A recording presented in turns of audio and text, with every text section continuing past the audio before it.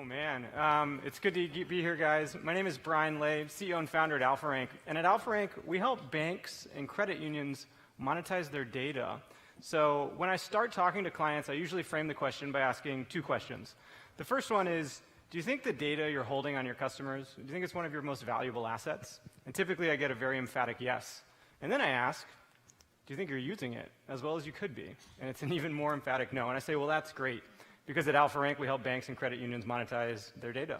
So to give you an idea of how we do this, do you guys know how sites like Twitter, LinkedIn, and Facebook have been collecting information on how people are connected to each other? Sometimes called social graph data. It kind of looks like a bunch of dots and lines. You guys have seen this before? Yeah? Which is pretty cool. So hold that in mind. And at the same time, think about, do you know how every time someone uses a debit or credit card, it generates kind of that transaction string that says person A went here at this time, spent this much money? You guys know it? Okay, good crowd. So the big idea here today is that while that transaction information is very simple, if you get enough of it together, I'm talking like tens to hundreds of millions of records, and you look at it not from the perspective of what can we learn about these people as individuals, but instead from the perspective of how are all of these individuals influencing each other's spending, it turns out you can actually duplicate Facebook's underlying data asset, the social graph. And the social graph you get when you build it this way is a lot more actionable and a lot more valuable, primarily because it's built from payment data. So there's a lot of things that you can use social graphs for. One of my favorite stories comes from the world of pharmaceutical marketing. And I have a dirty secret. If any of you know anybody who's ever been prescribed a drug to lower cholesterol, like Zocor or Lipitor, the odds are they're actually taking that specific brand of medication because of a social graph drug companies built over a decade ago showing how all the doctors in the United States were connected and influencing each other.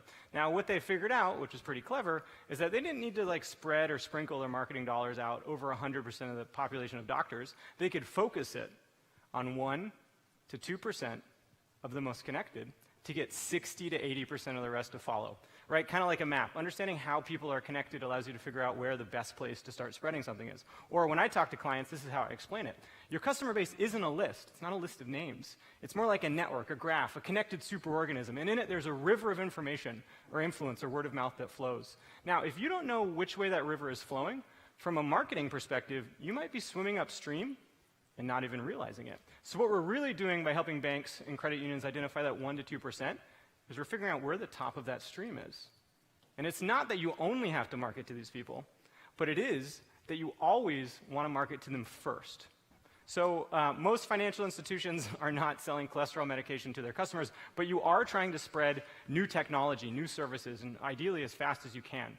So things like a mobile app or remote capture.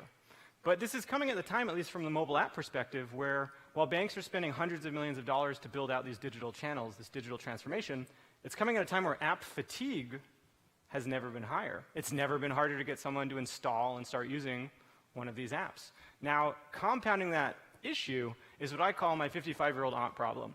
Meaning, my 55-year-old aunt, she's not currently using mobile banking, she's not planning on using mobile banking, and you could hit her with $1,000 of perfectly designed targeted Facebook ads. It's not going to work. That's not how she downloads apps. It's not how she downloaded that weird emoji app.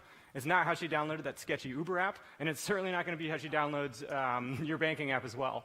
She downloads apps when someone tells her face-to-face, hey, you should probably download this app. Now, that creates a big problem because you can't go door-to-door getting people to download apps. It's not cost-effective. Can't do it that way. But going back to the river of information, maybe there's something else you can do. So it might be too costly to call up 200,000 people and say, hey, do you know we have this great mobile app? And they go, no. And you go, well, do you want me to text you a link right now so you can download it while we're on the phone? They go, that would be very convenient, thank you. Do you want me to stay on the phone in case you have any questions? That would be highly effective, but maybe too costly to do for 200,000 people. But you can do it for 2,000 people. Again, the top of that stream. So how you measure success is we all know when we release a product or service, you kind of get this fun pop in your adoption curve. It ramps up rather quickly, and then you enter what I call this creep of death, right, where it really levels off. So at Alpharank, we love the creep of death. It's a great testing environment. What we show is that we can come in on the creep of death and change the slope of that adoption curve. And ultimately, the delta between those two lines is the ROI of Alpharank. This easy-to-measure methodology is one of the reasons why Alpharank is spreading so fast.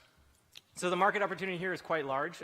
Banks are spending $16.8 billion every year for the next 5 years building out these new digital channels and technologies.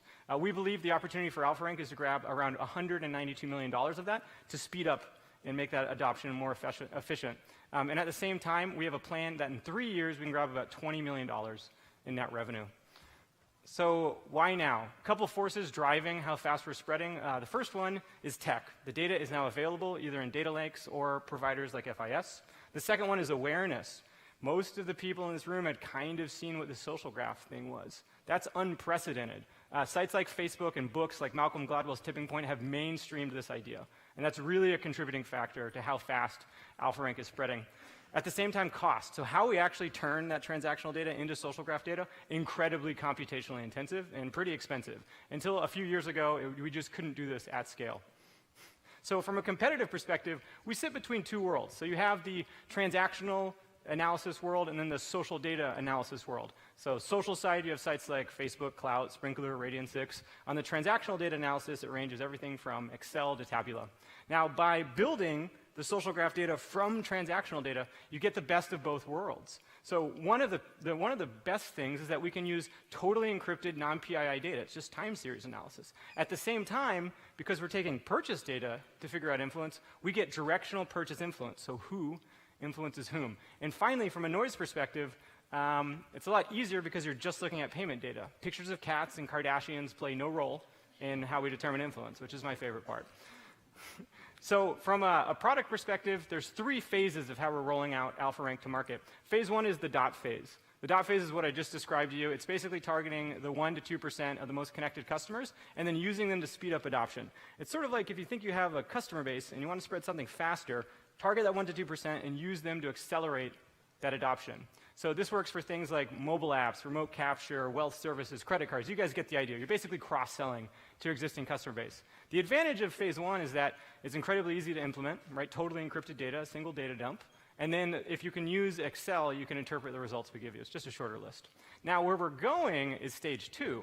So stage 2 we call the link phase or stage. Now, the link phase is actually infusing all of the graph data we collect into your existing analytics. And the goal of Alpharank is to become an OEM component in everyone else's analytical stack. If you're doing analytics on consumers, most of the time, by understanding how those consumers are connected to each other, it makes your analytics better. And so we want to be in everything. Some examples of this would be attrition, next best product, fraud, and credit scoring. Our revenue model is simple. We charge $1.70 per customer per year. We start off with pilots, and we try to move to 3 to 5 year contracts. We sell 2 ways, both direct and through channel partners. And today, I'm very excited to announce some significant traction. So, Alpharank launched publicly 12 weeks ago at Finovate. We were quickly voted best new technology by over 1,000 bankers. At the end of that conference, we had 60 banks come up to us and express interest in using this technology. I'm very happy to announce that in the last 12 weeks, we have now signed 7 clients. That's hard to do. Thank you. Including amazing banks like Allison's M&T. At the same time, in the last 12 weeks, we have signed 2 distribution agreements with OnApproach and KPMG. As collectively, as a team, we have decades of experience in pulling value out of transactional data. We've worked at Visa. We've sold companies to MasterCard and FIS. And we're backed by an incredible team of advisors as well, including the CMO of Oracle's Marketing Cloud, the ex-CTO of Capco, and a guy that sold his last payment company for $1.2 billion. I should mention as well on the team side, we have history of growing startups to over $10 million in revenue. The bottom line here is that we know what we're doing, and we've done it before. Financially, there's clearly a revenue opportunity here. In 3 years, we aim to collect over $20 million. We're raising $2.5 million today to grow the team and meet the demand we're seeing from the market. If you're curious about what our go-to-market strategy is, or you just kind of want to know how do we turn transactional data into social graph data, I would invite you to connect with me on LinkedIn. There's a video on my profile that we did with JP Chase that answers a lot of those questions in detail. My name is Brian Ley. I believe everybody is connected to everybody else, and I can prove it. Thank you.